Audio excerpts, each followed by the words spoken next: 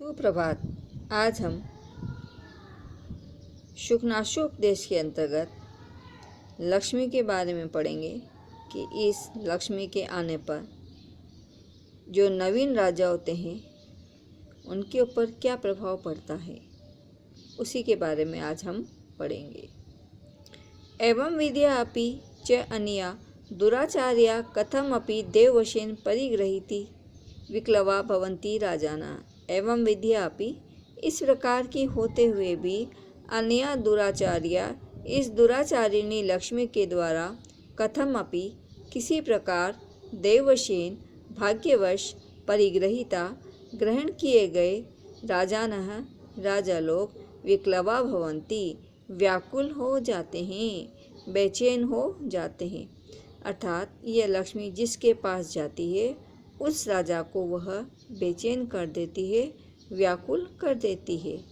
तो कवि ने यहाँ पर यही बताया है कि इस प्रकार की दुराचारिणी लक्ष्मी के द्वारा यदि भाग्यवश राजा लोग इसके द्वारा आलिंगित किए भी गए हैं तो वे व्याकुल से हो जाते हैं, बेचैन हो जाते हैं और सर्व विनयाधिष्ठानम चाम च गच्छन्ति, और सभी प्रकार की दुष्टताओं के अधिष्ठान हो जाते हैं। तथा ही जैसे कि अभिषेक के समय उनके मंगल कलश जलेरियु, मंगल कलशों के जल से प्रक्षाल्यते दाक्षिणम, उनका दक्षिणता रूपी उदारता जो गुण है वह मंगल कलशों के जल से माने धो दिया जाता है।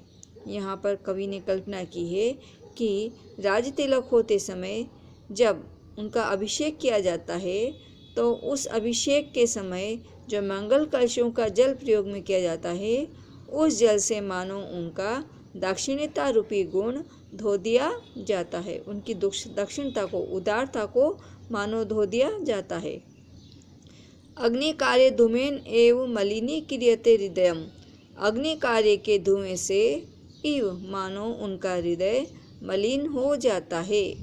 पुरोहित कुशा अग्र समाजनी भी अपनीयन्ते शांति, पुरोहित के द्वारा प्रयुक्त की गई कुशा के अग्रभाग की झाड़ू से मानो उनका शांति रूपी, सहनशीलता रूपी गुण अपनीयन्ते दूर भगा दिया जाता है।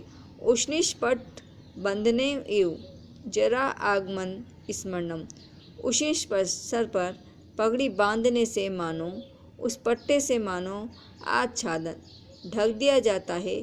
जरा आगमन स्मरण, बुढ़ापे के आने का स्मरण, अर्थात राजा लोग यही समझने लगते हैं कि हम युवा ही रहेंगे, वृद्ध कभी नहीं होंगे, और वे मनमानी करते रहते हैं। तो कवि ने कल्पना की है कि जब राज्याभिषेक के समय सर पर पगड़ी बांधी जाती है तो उस उष्णिष्पष्ट के बांधने से ही मानो उनके बुढ़ापे का आने का स्मरण ढक दिया जाता है। आतपथ मंडलेन इव अपवार्यते परलोक दर्शनम, छत पर जो उनके आतपत्र छाता लगाया जाता है, छत्र लगाया जाता है, उस आतपत्र मंडल से ही अपवार्यते दूर कर दिया जाता है परलोक दर्शनम, दूसरों लोगों को देखना। वे समझते हैं कि यही लोक हमारे लिए सब कुछ है, हमें यहीं पर रहना है, और वे मनमाना आचरण करने लगते हैं। कवि ने कल्पना की है कि जब राजाओं के राज्याभिषेक के समय उनके ऊपर जो आतपत्र लगाया जाता है, जो छत्र लगाया जाता है, उस छत्र से मानो उनका दूसरे लोगों को देखना अपवार्यते दूर कर दिया जाता है। चामर पवनेर इव अपनीयते सत्यवादिता, उनका जो सत्यवादिता गुण है वह चंवरों के हवा से ही मानो अपनीयते दूर कर दिया जाता है। राजाओं के दोनों ओर चंवर ढुलाए जाते हैं, उन चंवरों के ढुलाने में कवि ने कल्पना की है कि मानो उनका सत्यवादिता जो गुण है वह चंवरों की, पवनों की हवा से ही दूर हो जाता है। वेतदंड इव उत्सार्यन्ते गुणा, नए राजा को हाथ में वेतदंड धारण कराया जाता है। तो कवि ने कल्पना की है कि वेतदंड धारण करने से मानो उनके जो गुण है वह दूर भगा दिए जाते हैं। उत्सार्यन्ते दूर भगा दिए जाते हैं। गुणा, उनके जो गुण है वह दान दक्षिणा इत्यादि गुण उनके दूर भगा दिए जाते हैं। जय जय शब्द कलकले रिव तिरस्क्रियन्ते साधुवादा। जय जयकार से उनकी जो अच्छी बातें हैं वह तिरस्कृत कर दी जाती है। ध्वज पट पले रिव परामर्श्यते यश।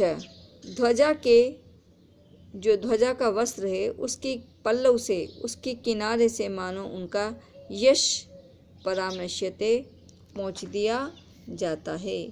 तो इस प्रकार यहाँ पर कवि ने लक्ष्मी के आने पर राज्याभिषेक हो जाने के अनंतर जो उनमें परिवर्तन आता है उसकी यहाँ पर कवि ने कल्पना की।